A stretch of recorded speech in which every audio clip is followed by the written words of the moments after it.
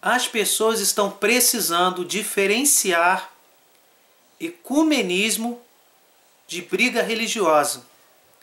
O nome do nosso canal é revistacatólica.com e é óbvio que esse canal é destinado principalmente aos católicos, aqueles que professam a fé católica. No entanto, eu não posso deixar de levar essa mensagem a todos os irmãos que professam a fé em Jesus Cristo. E não somente aqueles que professam a fé em Jesus Cristo, mas também àqueles que querem conhecer Jesus Cristo. Na época de Jesus, nós não tínhamos cristãos para serem evangelizados. Jesus trouxe o cristianismo. Ele trouxe o pleno cumprimento daquilo que Deus revelou no Antigo Testamento. E com esse pleno cumprimento, nós conhecemos Deus tal como Ele é. Jesus é a imagem de Deus Pai. Naquela época, Jesus evangelizou judeus. Ele próprio era judeu. E ele escolheu 12 apóstolos que seriam responsáveis para levar o evangelho a todas as nações. O 13º apóstolo, porque tem uma dúvida aí na contagem, nós tínhamos 12 apóstolos escolhidos por Jesus Cristo. Judas Iscariotes, ele cometeu suicídio. Lá no início dos Atos dos Apóstolos, o 5º livro do Novo Testamento, os 11 apóstolos escolhem um 12º para substituir Judas Iscariotes, Matias. É o único, vamos dizer assim, o único apóstolo desses primeiros 12 que, podemos dizer assim, recebe uma ordenação sacerdotal das mãos de outros apóstolos. Porque esses 11, juntos com Judas Iscariotes, foram, podemos dizer assim, ordenados pelo próprio Jesus Cristo. Matias não, Matias foi ordenado pelos outros 11. É o primeiro momento em que temos aí alguma imagem do sacramento da ordem criado por Jesus Cristo. Depois, tivemos Saulo, o perseguidor dos cristãos, que a caminho de Damasco foi interpelado pelo próprio Jesus. Jesus apareceu para Paulo e Paulo recebeu diversas orientações do próprio Jesus Cristo. Por isso, gente, a gente não pode diminuir a importância da palavra apóstolo. Tem muitas denominações cristãs que colocam apóstolo como se fosse um pastor, como se fosse reverendo, um título de alguém que vai evangelizar. Mas não, apóstolo, antes de mais nada, é aquele que foi, né, testemunha do ressuscitado. Que lá nos tempos apostólicos viram Jesus Cristo. E Paulo, o 13º apóstolo, viu Jesus Cristo. Foi chamado por ele para evangelizar os gentios, que nem judeus eram, justamente por serem gentios. Então, como posso, num canal que fala de Jesus Cristo, não me dirigir para irmãos de outras denominações cristãs? Isso não significa dizer que eu estou negando a minha fé católica. Isso significa dizer que eu preciso sim mostrar para todos aqueles que desejarem, sendo eles católicos ou não, a fé em Jesus Cristo. Isso significa mostrar os pilares da fé cristã. Por quê? Nada foi inventado pelo Papa, nada foi inventado por nenhum Papa, nada foi inventado por algum santo católico, por algum padre. Tudo que é transmitido aqui no canal, ele tem como base o tesouro da fé. E o que é o tesouro da fé? Tudo aquilo que é considerado dogma de fé, que foi ensinado pelo próprio Senhor Jesus Cristo. Dogma, diferente do que alguns professores de história e alguns inimigos da igreja acabam afirmando, eu tenho formação, eu sou professor de história, historiador, eu tenho essa formação acadêmica, e eu sei que dogma não é algo imposto. Essa é a forma pejorativa de conceituar um dogma. Um dogma, na verdade, é um pilar da fé. No caso do catolicismo, do cristianismo, é uma certeza da fé, explicável à luz da fé e da razão. As duas asas do conhecimento humano, as duas faculdades, podemos dizer assim, grosseiramente falando, que Deus concedeu aos homens para alcançar as verdades. Então, por exemplo, um ateu tem como dogma a não existência de Deus. Não é algo imposto ao ateu. O ateu, ele escolheu, por informações que ele desejou buscar, com certeza fontes viciadas, porque se fosse uma busca sincera encontrariam a verdade de que Deus existe, mas isso não está aqui em discussão. Mas o ateu procurou algumas informações, buscou algumas convicções, e para ele Deus não existir é um dogma. Assim como para o espírita, a reencarnação é uma certeza. A consulta aos espíritos é uma certeza. Assim como para muitos o socialismo é algo maravilhoso, é uma certeza. Então, se eu tenho um canal que fala de Jesus Cristo, eu não posso fazer como o islâmico, que pela sua lei da Sharia trata o não islâmico, desculpe a expressão, como um verme. Eu não posso fazer isso. Eu tenho que me comportar como um cristão. E me comportar como cristão é exatamente viver aquilo que Jesus viveu. E se eu tenho outros irmãos ainda que não sejam católicos, mas que inclusive, olha que maravilha, professam a fé em Jesus Cristo, eu posso sim levar até eles os dogmas da fé. O tesouro da fé ensinado pelo próprio Senhor Jesus.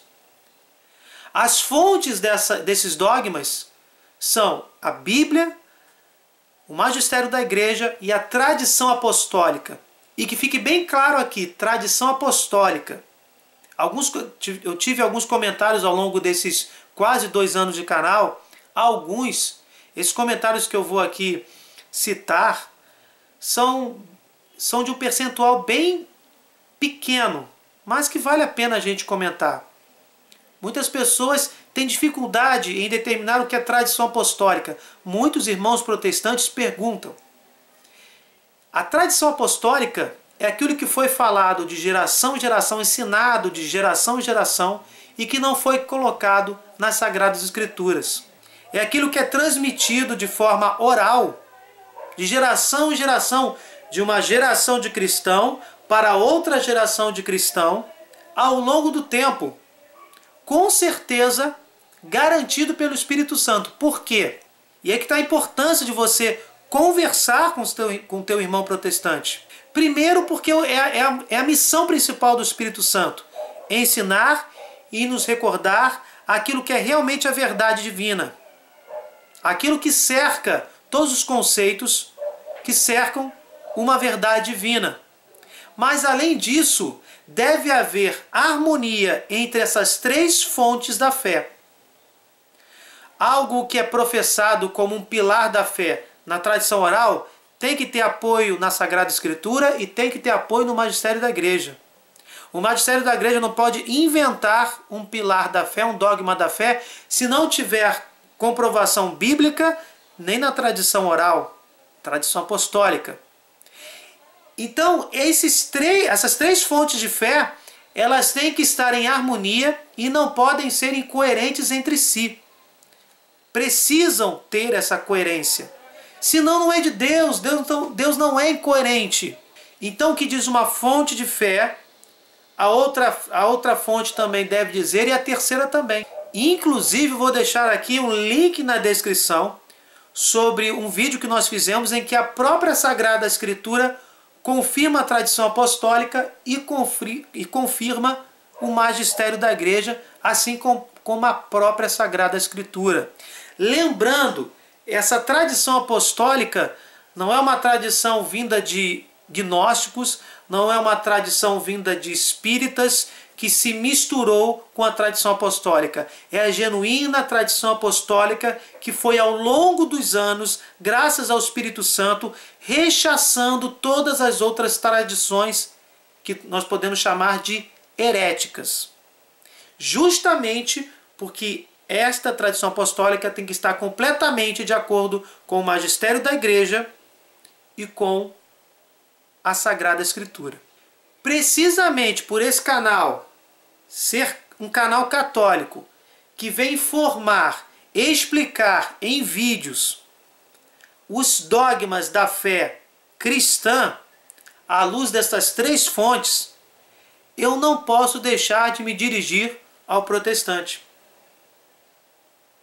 Ele é meu irmão de fé.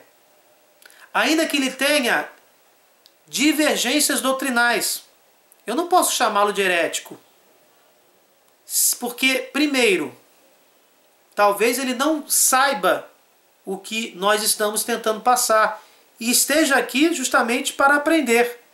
Aí eu já vou falar, querido herege, hoje nós vamos falar sobre o purgatório. Não posso dizer isso. Eu sou cristão. Essencialmente, faz parte essencial de ser cristão tolerar o semelhante. Fora isso, nós estamos nos igualando a outras religiões que pregam a intolerância. Então, se tiver um budista assistindo o vídeo, se tiver um espírita assistindo algum vídeo do canal, nós temos que tratá-los com cordialidade, pois, de repente, vai ser em um vídeo desses que, por obra do Espírito Santo, essa pessoa volte os olhos para Jesus e se converta. No caso do protestante, eu posso fazer um vídeo aqui falando do batismo das crianças, mostrar a indicação dentro das Sagradas Escrituras, mostrar as explicações dentro do magistério da igreja, o que diz a tradição apostólica. E devo chamá-lo de irmão, para que ele possa entender que o batismo das crianças é algo completamente cristão. Não é nenhuma mudança herética produzida pela Igreja Católica. Se eu vou ensinar sobre o purgatório, que é completamente bíblico, apoiado pelo magistério da igreja, apoiado pela tradição apostólica, eu preciso chamar o meu irmão protestante para aprender. E ao passar essa mensagem, com a graça de Deus, essa pessoa pode se converter e entender por que um católico acredita na existência do purgatório. Porque não é uma invenção da Idade Média, não é uma invenção do magistério da Igreja Católica, é algo completamente consonante com a doutrina ensinada por Jesus Cristo. Então, eu vi alguns comentários aqui no canal, volto a dizer, pouquíssimos comentários, não estou aqui nem para criticar esses comentários, porque eu agradeço inclusive quando os inscritos participam, quando eles dão like, quando eles perguntam e até quando fazem esse tipo de comentários. Esses tipos de comentários. Teve um comentário que dizia assim, eu não consigo chamar um herege, um herege de irmão protestante, ou de irmão.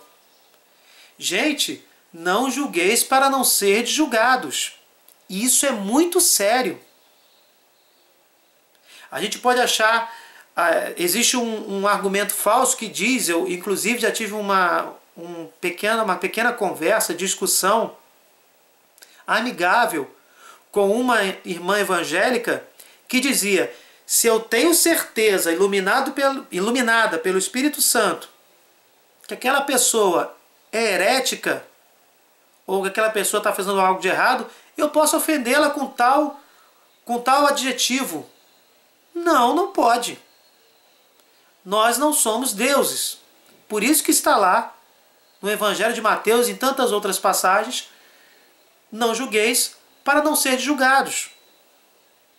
Também está em Mateus 5, por exemplo, que devemos ser misericordiosos para encontrarmos misericórdia. Isso não significa dizer, e aí está a diferença entre ecumenismo e briga religiosa, isso não quer dizer que eu vá aceitar tudo que o irmão protestante professa. Que eu vá achar muito interessante o exagero que se faz em torno da teologia da prosperidade material. Até porque nem todos os protestantes agem desta forma. Também não vou agredir um irmão protestante porque ele não entende o uso das imagens sagradas, que são aprovadas por Deus no mesmo livro que de forma momentânea Deus proíbe lá em Êxodo 20. Ele manda fazer querumbis de ouro, serpente de bronze, imagens em volta do templo, mas ele não manda adorar essas imagens. E nós, católicos, desde que essas imagens são construídas para nos lembrar dos cristãos, dos exemplos de cristãos, para evangelizar as crianças e aqueles que não sabem ler, os analfabetos. O uso pedagógico das imagens é fantástico. Desde que essas imagens sagradas foram construídas, a doutrina é segura, não é para idolatrar. Ninguém acha que dentro de um gesso existe Deus lá escondido, aprisionado. Então essas pessoas elas precisam entender da nossa própria boca os pilares da fé cristã. Não escutar de um terceiro que pode lhe dar uma informação falsa e essa pessoa simplesmente taxar a Igreja Católica, por exemplo, da bênção do Apocalipse sem nada conhecer da Igreja. Assim como nós sabemos, voltando àquele ponto, que não devemos julgar para não sermos julgados, o que nós pedimos ao Pai na oração ensinada por Jesus Cristo? Que Deus nos perdoe as nossas ofensas, assim como nós perdoamos a quem nos tem ofendido. Então, não sou eu, Deus, para que possa julgar o semelhante e taxá-lo de herético, de herege. Nós precisamos sim conversar. E aí está essencialmente a diferença. O ecumenismo não é aceitar os erros dos irmãos protestantes, mas naquilo que é comum, naquilo que eles também podem estar fazendo direito, como louvar a Deus, levar a Bíblia às pessoas, condenar o aborto, condenar o homossexualismo, professar a fé na Santíssima Trindade, apesar de algumas denominações protestantes não professarem a Santíssima Trindade, a maioria delas professa. Professar o senhorio de Jesus, a divindade de Jesus Cristo, a importância do batismo. Então, naquilo que é comum, nós podemos dialogar. Isso se chama ecumenismo. Isso, gente, tem alguns comentários dizendo que o ecumenismo é uma falsidade. Gente, isso é cristão. Isso é dialogar. Jesus nos ensinou isso em várias passagens dos evangelhos. Não é nenhuma invenção da modernidade. Não é nenhuma invenção turbinada pelo relativismo para que a gente feche os olhos quando os protestantes negam verdades essenciais do cristianismo, como, por exemplo, o purgatório. Não.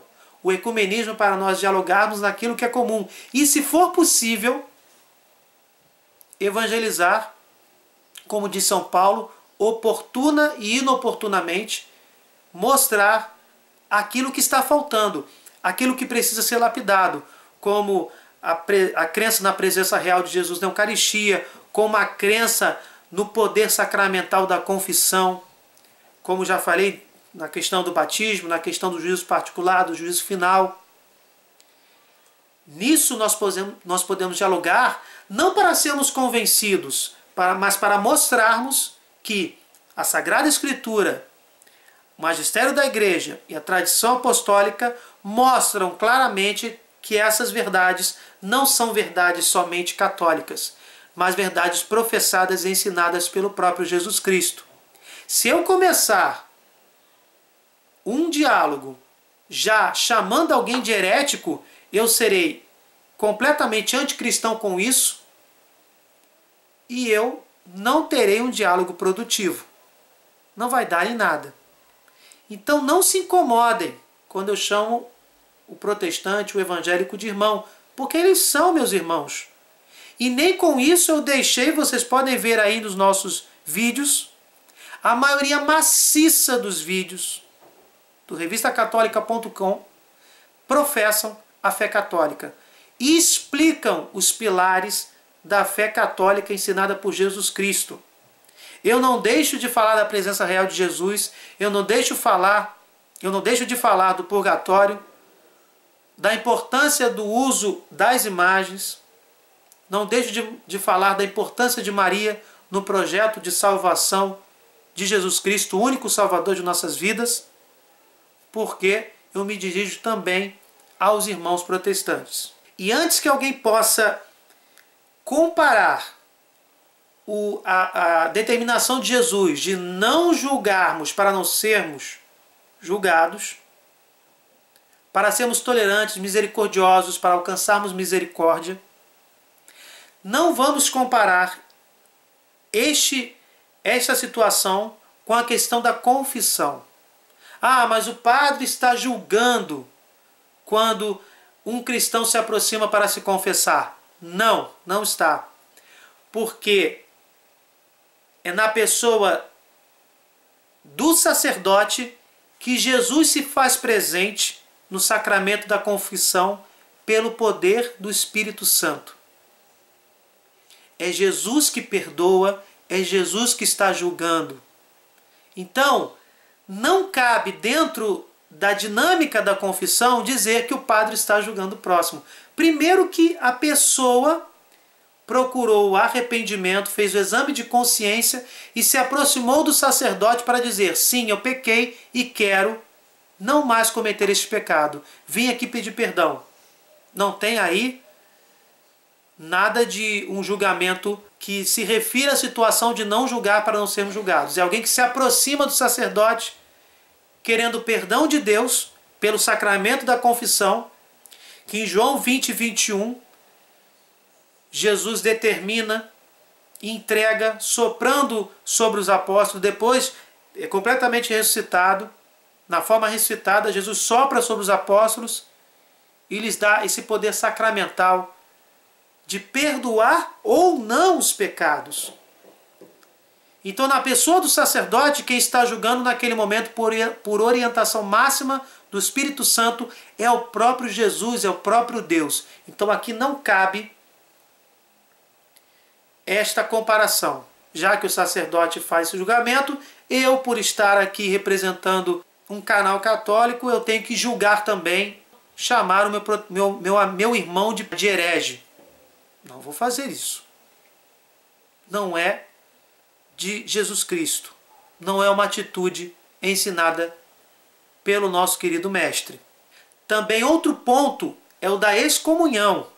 Quando um papa, fazendo uso do poder das chaves dado a Pedro, que é o primeiro papa, todo papa é sucessor do primeiro, sucessor de Pedro, que é o sucessor de Pedro, e isso é historicamente comprovado. Não importa a conduta pessoal de cada papa, de cada pessoa, de cada cristão, seja ele sacerdote ou leigo, cada um vai responder pelos seus próprios pecados diante da justiça e da misericórdia divina.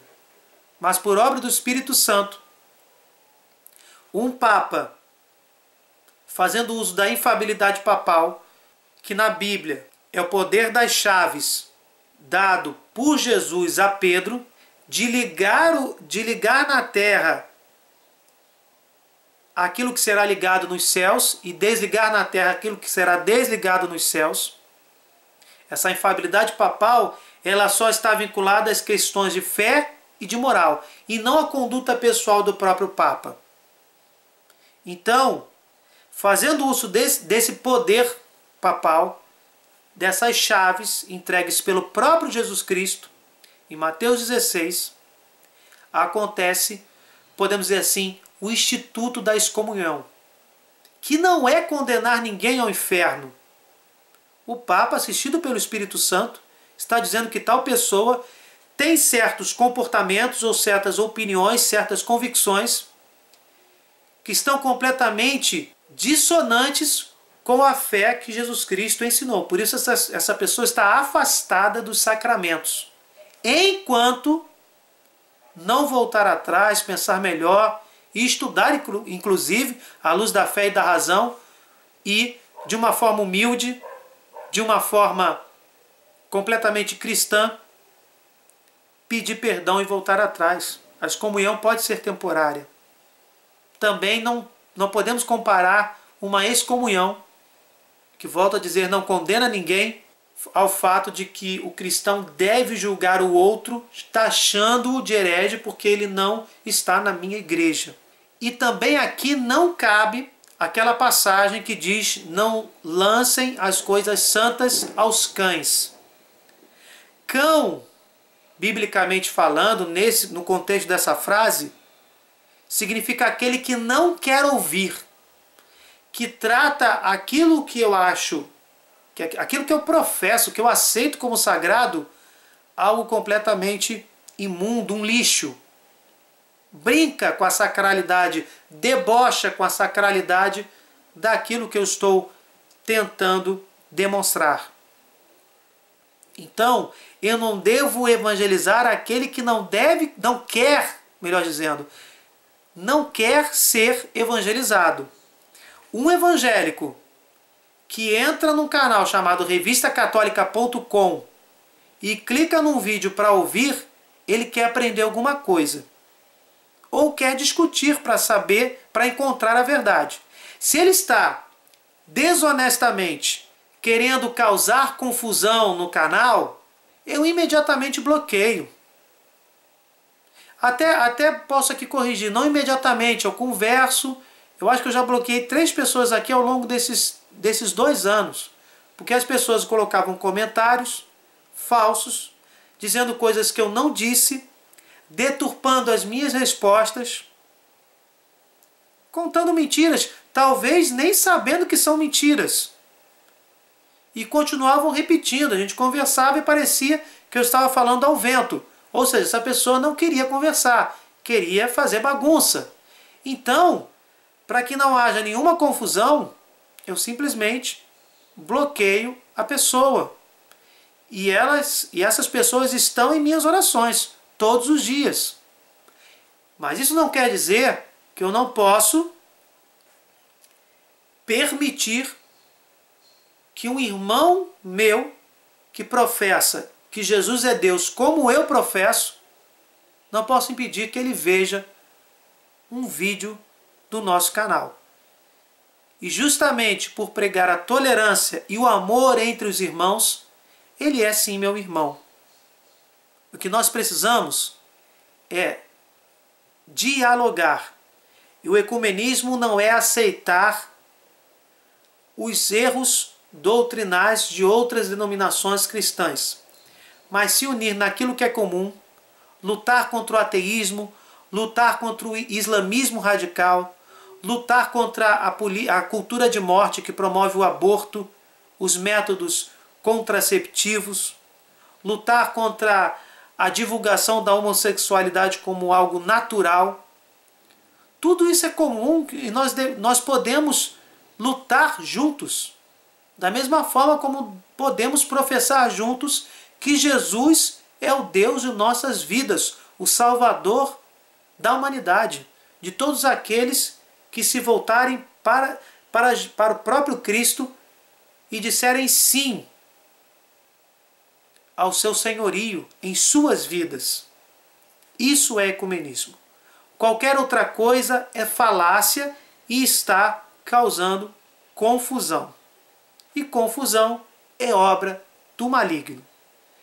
Então, gente, espero que vocês possam refletir sobre esse assunto, que nós possamos pedir a Deus que nos oriente a sermos mais misericordiosos, como Ele mesmo é, diante de cada um de nós, que se apresenta com a sua misericórdia infinita.